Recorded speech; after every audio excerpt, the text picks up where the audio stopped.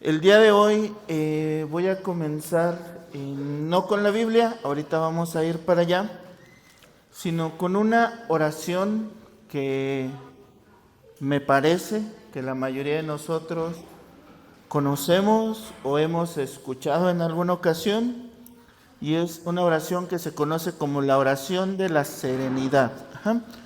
Y dice así: Dios, concédeme la sinceridad para aceptar las cosas que no puedo cambiar, el valor para cambiar las cosas que puedo cambiar y la sabiduría para conocer la diferencia, viviendo un día a la vez, disfrutando un momento a la vez, aceptando las adversidades como un camino hacia la paz, aceptando, como lo hizo Jesús, este mundo pecador tal y como es, y no como me gustaría que fuera, creyendo que tú harás que todas las cosas estén bien si yo me entrego a tu voluntad, de modo que pueda ser razonablemente feliz esta vida e increíblemente feliz contigo en la siguiente.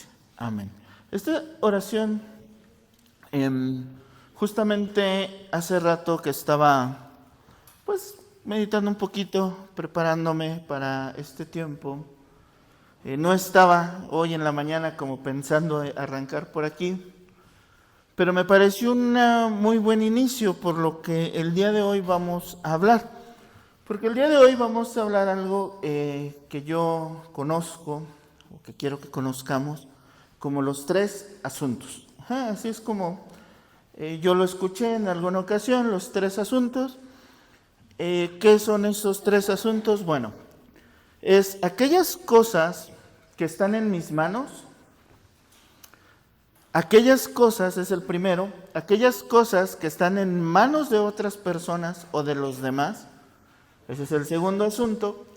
Y el tercer asunto es aquellas cosas que están en manos de Dios. Una vez más, aquellas cosas que están en mis manos, aquellas cosas que están en manos de los demás y aquellas cosas que están en manos de Dios. Ahora, ¿por qué consideré importante compartir con ustedes acerca de esto?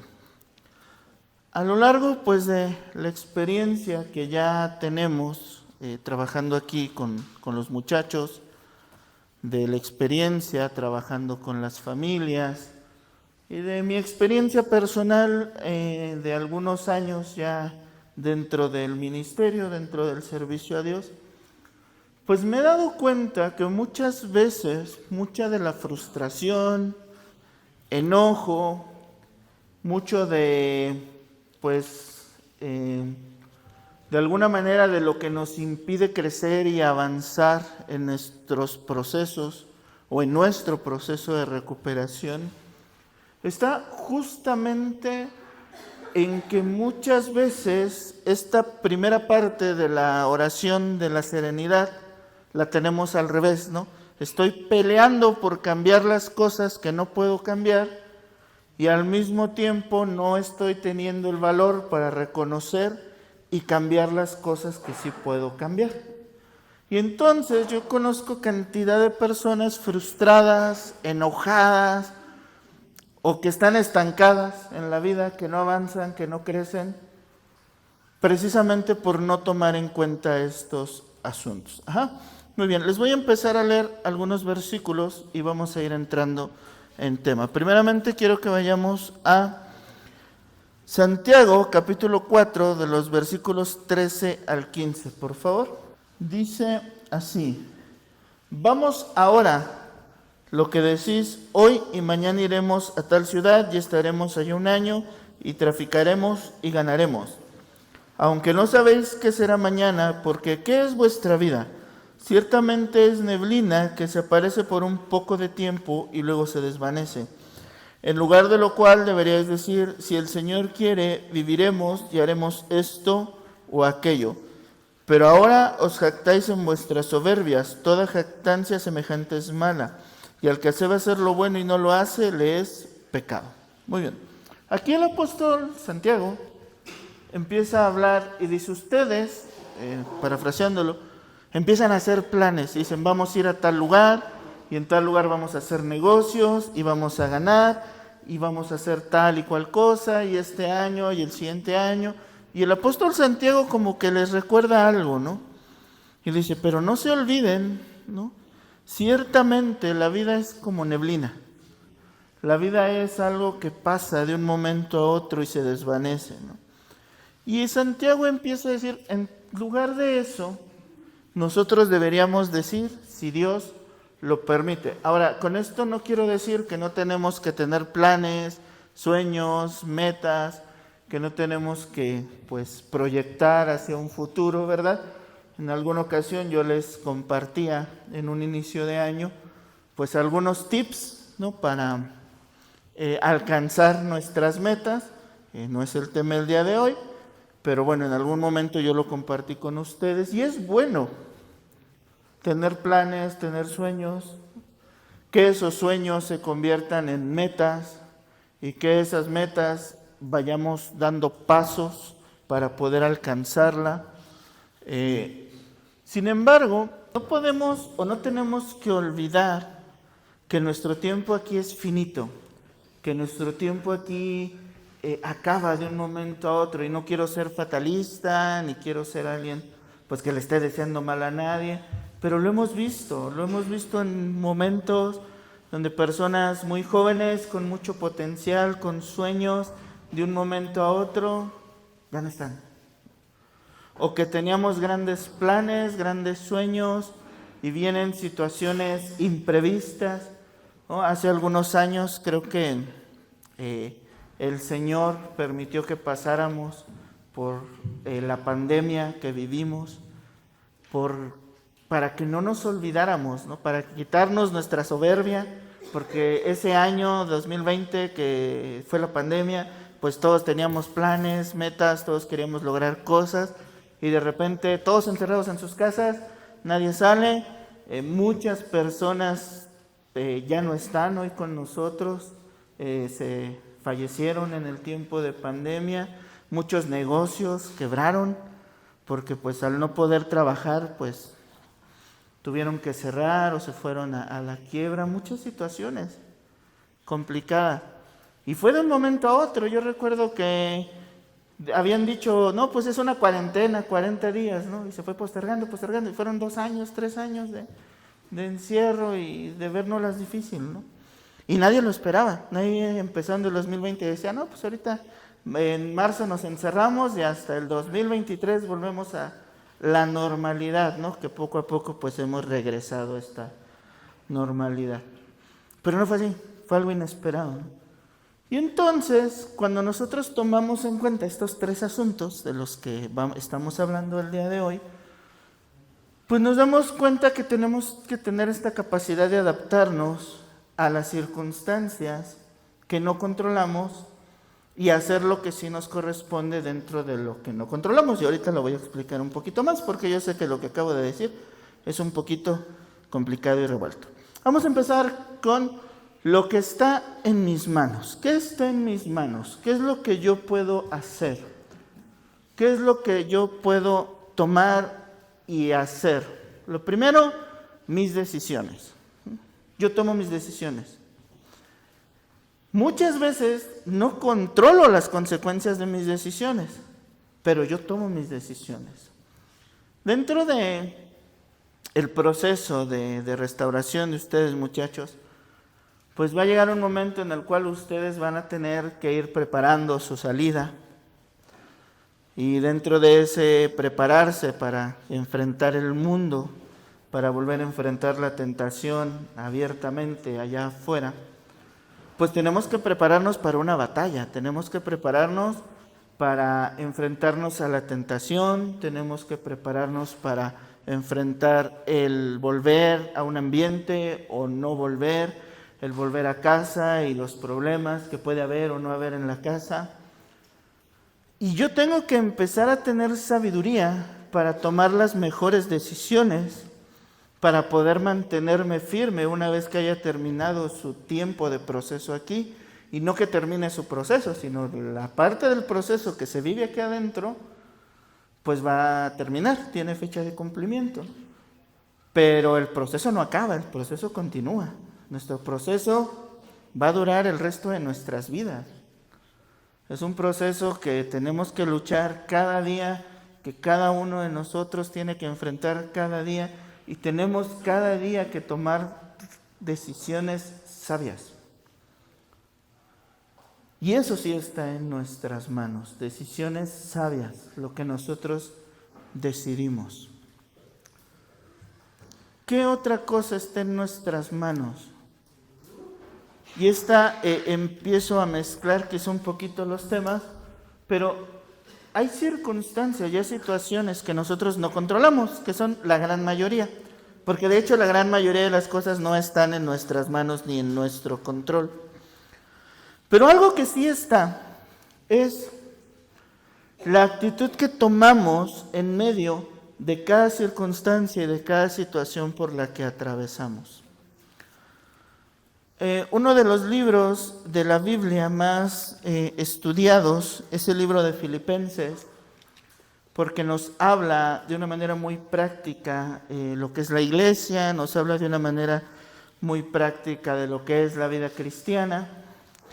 Y algo muy interesante es que Pablo, el apóstol Pablo, esta carta la escribe desde la cárcel.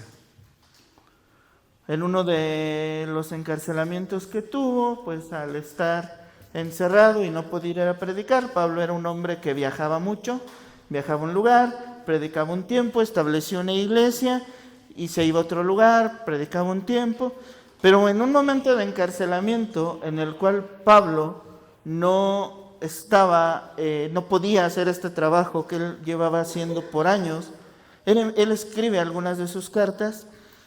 Y en esta carta de Filipenses, en el capítulo 4, versículos 11 al 13, dice: no lo digo porque tenga escasez, porque he aprendido a contentarme, cualquiera que sea mi situación. Sé vivir humildemente y sé tener abundancia. En todo y por todo estoy enseñado, así para estar saciado como para tener hambre, así para tener abundancia como para padecer necesidad. Todo lo puedo en Cristo que me fortalece. Entonces, el apóstol Pablo en la cárcel dice: yo tengo contentamiento. Yo trato de tomar una actitud positiva ante una circunstancia que quizá no me parece la más positiva y la más adecuada. Y esto es complicado, porque hay situaciones que nos rebasan, hay situaciones que emocionalmente nos presentan un shock, hay pérdidas, hay muchas situaciones que pudieran movernos en nuestras emociones. Y es difícil decir estoy en contentamiento cuando las cosas están complicadas, ¿no? Sin embargo, el apóstol Pablo también por ahí en el libro de Romanos, que creo que hace no mucho lo mencionaban, Romanos 8:28, versículo que dice: porque sabemos que a los que aman a Dios, todas las cosas les ayudan a bien. Esto es, a los que conforme a su propósito son llamados. Y es muy difícil y es muy complicado porque esto no lo ves en el momento de la dificultad, en el momento de la crisis, en el momento del shock, de la pérdida, en el momento de llegar aquí, ¿no? Algunos que llegaron pues de forma involuntaria. Es un shock, no quiero esta situación, no me gusta la situación en la que estoy, pero con el paso del tiempo, pues cada uno va a tener que decidir qué actitud toma dentro de la situación que está viviendo. Y dentro de todas estas situaciones por las cuales pasamos y las cuales estamos viviendo, mucho de nuestra victoria va a venir de la actitud que tomemos. Mucho del éxito, fracaso del tratamiento aquí va a ser dependiendo de la actitud que tomemos. Y eso es una decisión personal de cada uno de nosotros. Cada uno de nosotros lo decide de forma individual y de forma propia. ¿Qué tanto aprovecha? ¿Qué tanto desaprovecha? ¿Qué tanto de lo que Dios les habla lo toman para sí y qué tanto no? Realmente yo seguido les digo esto, tanto la persona que sale de aquí y al día siguiente ya recayó, como las personas que hay algunos que llevan un tiempo permaneciendo firmes allá afuera, trabajando, recuperando a su familia, sin consumo, estuvieron en el mismo lugar, vivieron y durmieron en los mismos dormitorios, comieron la misma comida, sus terapeutas fueron los mismos, tomaron los mismos cultos, sus pastores fueron los mismos, recibieron lo mismo, tenían la misma disciplina, tenían el mismo reglamento. Entonces, ¿por qué algunos allá afuera están bien y otros no? Depende de cada uno lo que tome, lo que aproveche o lo que no. Y eso ha costado trabajo porque, pues la verdad sí es un poquito frustrante, a veces sí nos duele. Para nosotros como equipo de trabajo, para el pastor Pierre, el pastor Alejo, que son pues los fundadores de este centro, pues de escuchar, no, fulano pues ya recayó, ¿no? O fulano ya está en la cárcel, o fulano pues nos ha tocado, bueno, les ha tocado ir a funerales de chicos que han estado aquí como internos, ¿no? Pero poco a poco hemos tenido que, por nuestra propia salud mental y por nuestras propias emociones, empezar a soltar y decir, bueno, pues nosotros les brindamos herramientas. Las herramientas que nosotros mismos vivimos y usamos y nos han permitido estar limpios por un tiempo, por varios años, en mi caso 13 años. Pero no depende de mí quién tome y quién no tome las herramientas, quién lo tome en cuenta y quién no, quién busque a Dios y quién no. Eso es de cada persona. Es más, incluso Jesús mismo era así. Jesús mismo en alguna ocasión lo seguía muchísima gente, miles de personas. Y de repente Jesús los confronta y les dice, ustedes me siguen porque yo les doy de comer. Ustedes me siguen solamente por el beneficio que obtienen de mí. Y todos se fueron excepto sus 12 discípulos. Y incluso a sus discípulos Jesús les dijo, bueno, ¿y ustedes qué van a hacer? ¿También se van a ir? Y esos 12 dijeron, no, ¿a dónde vamos? Si solamente tú tienes palabras de vida. Entonces incluso el mismo Jesús permitía a las personas tomar sus propias decisiones y las propias actitudes que cada uno va a tomar. La Biblia en algún punto en el libro de Deuteronomio dice, yo he puesto delante de ti la bendición y la maldición. Escoge pues, yo te sugeriría la bendición, pero está en tus manos escoger la actitud que decidas tomar, si decides escuchar la palabra y permanecer firme o no. Jesús hablaba de una parábola y decía, hablando en parábola, en sentido figurado, decía, el que escucha la palabra y la hace y la lleva a cabo, yo le compararé, decía Jesús, con un hombre que edificó su casa sobre una roca, o sea, sobre algo firme. Y cuando vinieron los vientos y vinieron las pruebas, esa construcción, esa casa no se movió porque estaba bien fundamentada. No así el que no lo hace, o sea, el que escucha la palabra y no lo lleva por obras. Jesús dice, yo lo compararé a un hombre insensato, alguien imprudente, que construyó su casa sobre la arena. No, una construcción, pues, si tú la construyes sin un cimiento, pues al primer movimiento se te va a caer, ¿no? Y Jesús dijo eso, y vinieron los vientos, y vinieron las pruebas, y la casa se cayó. Y Jesús deja esa reflexión, sé tú de los que oyen la palabra y la llevan a la práctica y la hacen. Entonces, nosotros les brindamos herramientas, las psicólogas les brindan herramientas, les damos la terapia familiar, aquí tienen los cultos de martes, viernes y domingo. De vez en cuando hay talleres, como el taller que hubo para familias, que nos dio la licenciada Ilse durante el mes pasado. Y esa es nuestra chamba, y ese es nuestro trabajo. Nos duele cuando alguien no lo toma así, pero hemos aprendido a soltar la parte que no controlamos nosotros. Nosotros brindamos herramientas, cada quien las toma o no las toma, pero también cada uno va a vivir las consecuencias de hacerlo o no hacerlo. ¿Qué otras cosas está en mis manos? Y aquí Jesús la pone bien difícil. Mateo 7, versículo 12. Algo que en muchas Biblias menciona como la regla de oro. Y dice así, así que todas las cosas que queráis que los hombres hagan con vosotros, así también vosotros con ellos, porque esto es la ley y los profetas. Algo muy interesante y algo en lo que Jesús puntualizaba mucho era: tú no puedes dejar que los demás controlen tus decisiones o cómo eres tú.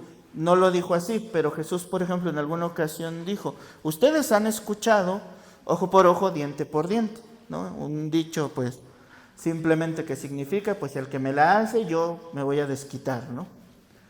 Y Jesús dice: pues yo les digo que esto no debe ser así, sino que si a ti te pegan en una mejilla, tú pon la otra. Si alguien es injusto contigo, tú no te desquites, no vayas en contra de la injusticia, sino deja que Dios sea el juez. Y en esta porción de la Escritura, vamos a regresarnos aquí a Mateo, habla precisamente de eso y dice: ¿cómo te gusta que te traten a ti? Así tú trata a las demás personas. Y esto a mí me ha pasado, es muy complicado.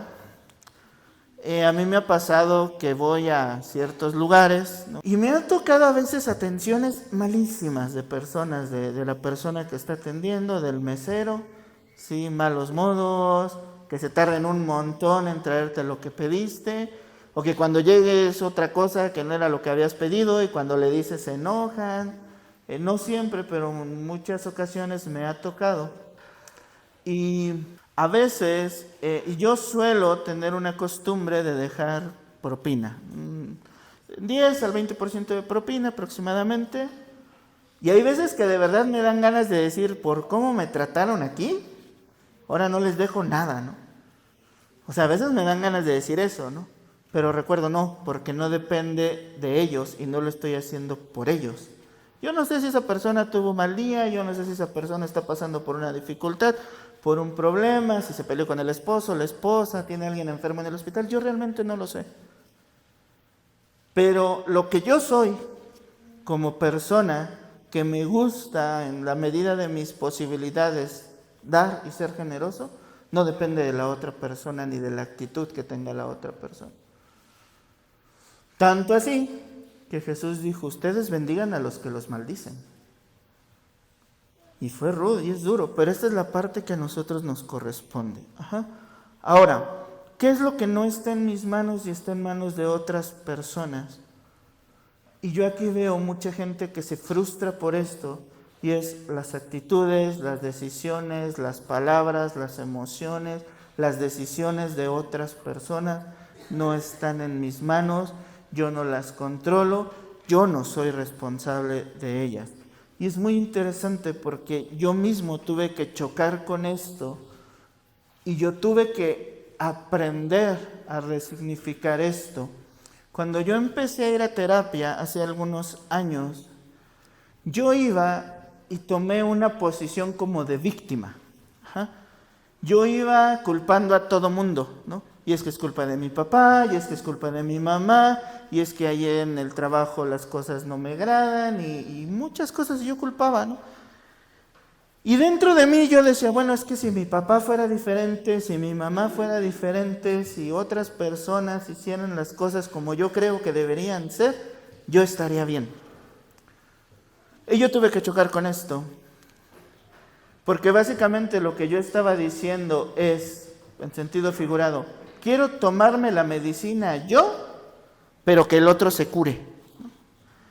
Quiero yo tomar el tratamiento, pero que sea el otro el que cambie, ¿no? Yo quería que los demás cambiaran, y eso no estaba en mis manos. Esos son asuntos de ellos, son asuntos que no me corresponden a mí. Y yo, cuando me di cuenta de esto y dejé este papel de víctima, entonces pude empezar a avanzar en mi proceso terapéutico. O sea, pagué 2 meses de terapia y no avancé absolutamente nada por no tener la actitud correcta. Hasta que me di cuenta, hasta que caí en el 20, yo no puedo. Y esto yo lo he visto muchas veces. Yo tiendo a trabajar con adolescentes, es como el área en la cual yo suelo trabajar. Y muchas veces yo he conocido muchos papás de los adolescentes frustradísimos por situaciones que yo digo, bueno, pero no es como que...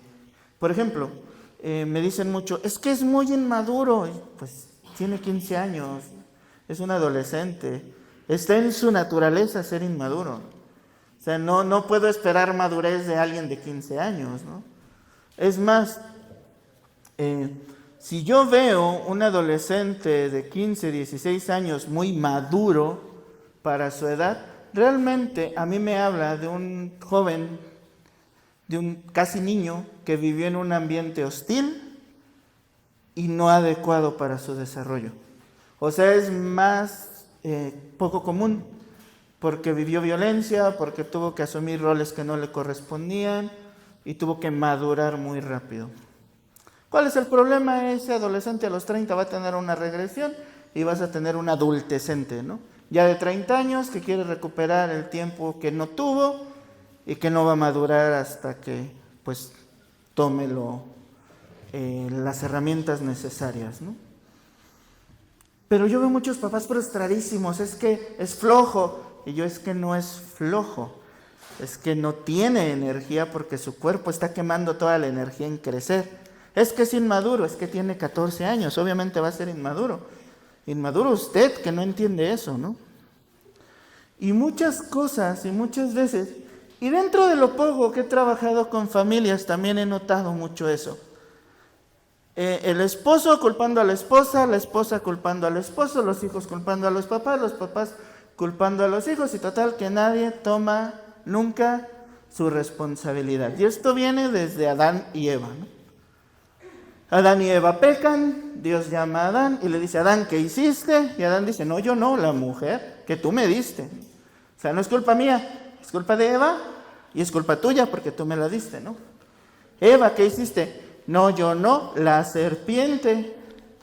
Y la serpiente, pues ya no tuve a quien echarle la culpa, ¿ah?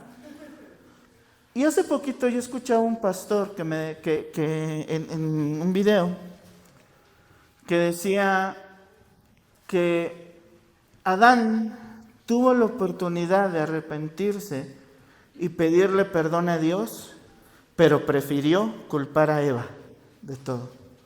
Y muchas veces somos así. Muchas veces situaciones que no son nuestra responsabilidad, que sí son nuestra responsabilidad, queremos ponerlas en manos de otros, y situaciones que no son nuestra responsabilidad las queremos tomar en nuestras manos. Y no es así. Yo no puedo cambiar a otra persona. Yo no puedo hacer madurar a otra persona. Yo no puedo hacer que la otra persona sea como yo quiero, como a mí me gustaría o como yo creo que debería ser. Eso en realidad es una señal y un signo de orgullo y soberbia. Yo puedo trabajar en mí mismo. Yo voy a rendirle cuentas a Dios por mi propio pecado. Yo puedo decidir la actitud que yo tomo y el trato que yo tengo hacia los demás. No está en mis manos si voy a recibir de vuelta lo mismo o no. Pero pero si yo permito que los demás determinen mi actitud, ellos me están controlando y yo les estoy dando la autoridad de controlarme. Entonces yo tengo que aprender a separar qué está en mis manos, qué no está en mis manos. ¿Qué decisiones sí puedo tomar? ¿Qué decisiones no puedo tomar?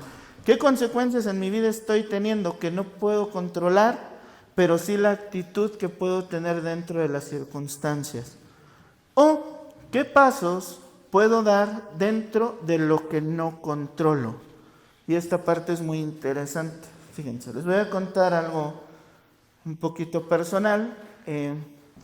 Yo tengo ciertos asuntos de salud. Ciertas situaciones en mi salud que son genéticas, que son hereditarias. O sea, yo nací con ellas, ¿no? Y estas situaciones de salud, pues yo no las controlo, yo no decidí tenerlas. No fue culpa mía, no fue culpa ni de mis papás, de nadie. O sea, fue algo que estuvo en las manos de Dios. Naciste con estos asuntos de salud. Pero dentro de eso que yo no controlo, que yo no decido, sí hay cosas que yo tengo que hacer para cuidar estos asuntos y para no permitir que se desborden y me causen más problemas. Yo tengo que tener cierto cuidado médico, yo tengo que tomar ciertos hábitos, yo tengo que tener ciertos cuidados, que dentro de esto, que no controlo, que no fue mi culpa, que así nací, pues yo pueda vivir la mejor vida y tener la mayor plenitud dentro de mi enfermedad. Y eso es lo que buscamos también los que somos adictos, que también la adicción es una enfermedad, ¿no? Ahí la cosa es que nosotros sí nos enfermamos solitos, ¿no? Sí nos metimos solitos, ¿no? Esa parte sí fue nuestra culpa, ¿no? Pero ya una vez la adicción entra en nuestra vida, pues ya no se va, ¿no? Pero si cada día tomo las herramientas, busco al Señor, me mantengo firme, tengo una buena red de apoyo, tomo mi terapia, me rindo, soy sabio en mis decisiones, si yo sé que algo es un factor de riesgo para mí, pues no le juego al valiente y no me meto, puedo mantenerme firme con el paso del tiempo. Yo ya no controlo el ser adicto, ya lo soy, ya no puedo cambiar eso en mi naturaleza, ya está en mí, pero sí puedo tomar las decisiones correctas y adecuadas para evitar una recaída. Que a mí no me gusta esa palabra, recaída, porque una caída implica algo accidental, ¿no? Como algo que, ay, pues pasó, ¿no? No vi, me caí. No, realmente no nos caemos, no recaemos, nos aventamos hacia el pecado, nos aventamos hacia... Y cuando yo tomo conciencia de esto, tengo oportunidad de vivir un día a la vez, como decía la oración, y de permanecer firme un día a la vez. Y finalmente, ¿qué está en manos de Dios? Lo que está en manos de Dios. Y esta es una parte muy interesante porque en muchas ocasiones Dios nos hace partícipes de lo que Él quiere hacer. Sin embargo, nosotros tenemos que aprender a vivir y a entender la voluntad de Dios. Y entender que las situaciones que Dios permite que pasen, o estas situaciones de enfermedad o de pérdida, pues pertenecen a un panorama más amplio que quizá yo no puedo ver o que no puedo entender, y que quizá nunca en mi vida termine por entender, pero que simple y sencillamente yo tengo que tener la serenidad, como dice la oración, de aceptarlas. Hace aproximadamente un mes y medio, teníamos que llegar al aeropuerto a 1 hora. Y personalmente a mí me ha tocado ir varias veces al aeropuerto, aquí a la IFA. Ya conozco el camino, ya más o menos yo sé cuánto tiempo tardamos en llegar. He ido muchas veces a dejar personas, o yo mismo he ido y he salido de viaje desde ese aeropuerto. Y más o menos por mi experiencia y por la experiencia que ya teníamos, calculamos el tiempo de viaje. Dijimos, si salimos a tal hora, llegamos allá a tal hora, y llegan a tiempo para su vuelo, y las personas que se tienen que ir se van. Y justamente unos 5 o 10 minutos antes de salir de aquí del centro, que se viene un aguacero, pero de esos aguaceros que luego pasan aquí en Pachuca, y ya saben que aquí en Pachuca empieza a llover y se inunda. Y desde aquí del centro hasta Cayuca, nos hicimos cerca de 2 horas. Cuando normalmente el trayecto al aeropuerto es entre 1:15 a 1:30. O sea, las personas que iban a salir perdieron el vuelo. Ahora, nosotros hicimos la parte que era nuestra parte. Salimos con tiempo, el coche en buenas condiciones, todo el protocolo que se tenía que seguir, pero pues llovió y eso no estuvo en nuestras manos, eso no fue algo que nosotros tuviéramos que ver. Me puedo enojar, me puedo frustrar, puedo hacer berrinche, puedo gritarle a quien yo quiera, de todos modos la lluvia allí va a estar, el tráfico allí va a estar, ¿no? Y peor aún, ¿no? Porque a veces es una cosa en la cual no tomamos responsabilidad, ¿verdad? ¿Qué decimos? Es que había tráfico, estoy en el tráfico. No, tú eres parte del tráfico. En el momento en el que agarras tu cochecito y sales, también estás haciendo tráfico, ¿no? O sea, estábamos haciendo mucho tráfico porque estaba inundado. Y nos tocó, pues no lo entendimos, no sabemos por qué sucedió, por qué no pudieron tomar ese vuelo estas personas. Pero pues tocó en aceptar que pues fue algo que vino de Dios y seguir adelante. Y eso es algo que nosotros tenemos que aprender. De hecho, uno de nuestros pasos, y quizá uno de los más difíciles de dar, es rendir mi vida y mi voluntad a Dios. Rendir lo que yo creo, lo que yo quiero, la manera en la cual yo supongo que deberían ser las cosas y permitir que sea Dios quien haga el trabajo a su manera. Y ustedes saben, ¿no? Y las personas que tienen un familiar aquí saben, que el tratamiento del centro y que el fuerte del tratamiento del centro es espiritual. Nosotros no engañamos a nadie, no mentimos a nadie. Cuando las personas nos hablan por teléfono y nos piden informes, nosotros les decimos siempre, este es un centro cristiano, el tratamiento es espiritual. Si quiere a su interno aquí, tiene que aceptar el tratamiento espiritual. Eso no mentimos, no engañamos a nadie. Y mucha gente ha venido aquí y nos ha dicho, bueno, pero es que eso de Dios, pues no. Pues es que eso es algo que usted no controla, ¿no? Usted trajo a su hijo aquí, no lo engañamos, le dijimos cómo era el tratamiento, usted decidió traerlo una vez aquí, el tratamiento es el mismo, sin importar la opinión que tenga cada persona, aunque suene rudo, ¿no? ¿Por qué? Porque sabemos que funciona este tratamiento. ¿Y por qué lo sabemos? Porque las personas que estamos al frente de este lugar es el tratamiento que vivimos. Estar aquí es parte de nuestro tratamiento, es parte de lo que nos ha permitido llevar más o menos años, de estar firmes sin consumo. Un día a la vez ya se hicieron años en nuestra vida, pero un día tuvimos que dejar de suponer e imaginar lo que yo creo que es mejor, lo que yo supongo que es mejor, y empezar a entender que lo que está en las manos de Dios está en las mejores manos. Pero es muy difícil, porque precisamente no nos gusta el rendirnos, no nos gusta el humillarnos, porque eso es lo que nos pide Dios. No nos gusta aceptar que somos débiles y que necesitamos a Dios. Y yo veo el fracaso de mucha gente en su tratamiento precisamente por querer controlar lo que deberíamos estar dejando en las manos de Dios. Por querer tomar en nuestras manos cosas que pues no corresponden, que no dependen de nosotros. Yo les decía ahorita, por más que yo me enoje ahorita que está lloviendo, pues no va a dejar de llover por mi berrinche, ¿no? Eso no depende de mí, eso es de Dios. Al contrario, la lluvia bendice la tierra, ¿no? Es una bendición para la tierra que esté lloviendo. Si no estuviera lloviendo ahorita en esta época del año, estaríamos por ahí de los 35 grados centígrados, ¿no? Estamos en verano. Nos está refrescando un poquito el Señor, ¿no? Pero dentro de lo que no controlamos, ¿qué actitud vamos a tomar? Dentro de lo que no está en nuestras manos, ¿qué sí vamos a tomar de lo que sí está en nuestras manos y lo vamos a llevar a cabo? Y eso no depende de Dios. Repito, Jesús en su momento a sus mismos discípulos les dijo, si se quieren ir, váyanse.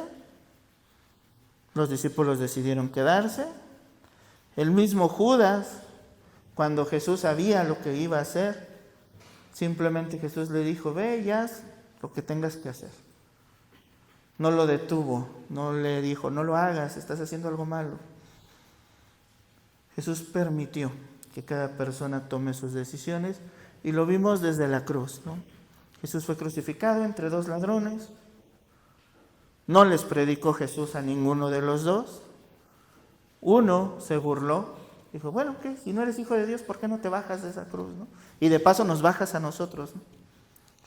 El otro se humilló y reconoció y le dijo al otro, mira, cállate. Tú y yo estamos aquí por nuestras decisiones. Reconoció su pecado. Pero él no hizo nada. reconoció a Jesús. ¿Y qué le dijo Jesús? De cierto te digo, que hoy mismo vas a estar conmigo en el paraíso. No fue un hombre bueno, este ladrón. Llegó, lo crucificaron porque era un criminal. Estaba pagando el precio de sus decisiones, pero reconoció a Jesús. Jesús tuvo misericordia de su alma. Y no depende de nosotros, ¿no? Jesús está ahí para nosotros. Ya dio la salvación, Él ya hizo la obra, Él ya hizo su parte. Ya murió en la cruz, pagó nuestros pecados, ya resucitó, ya nos dio la oportunidad de tener vida eterna. El camino está abierto, la puerta está abierta. ¿Para quién? Para quien decida buscarlo, para quien tome la decisión de decirle sí al Señor. Pero esa salvación no es solamente un boleto al cielo, porque a veces lo podemos entender así, y esto lo vamos a ver en una de nuestras clases de doctrinas. La salvación incluye la transformación de nuestra vida, la restauración de nuestras relaciones, incluye la sanidad en muchas áreas de nuestra vida, tanto físicas como emocionales. Incluye la libertad y la apertura de estar en la presencia de Dios, de poder entrar en la presencia de Dios. Por ahí el libro de Hebreos dice eso, ¿no? Que con su propia sangre abrió un camino para que nosotros pudiéramos entrar confiadamente al trono de la gracia. Entonces, tenemos la decisión en nuestras manos y tenemos que aprender también estos tres asuntos. Y una vez que los aprendamos, vamos a madurar en algunas cosas y en algunas áreas. Dios nos va a permitir vernos a nosotros mismos.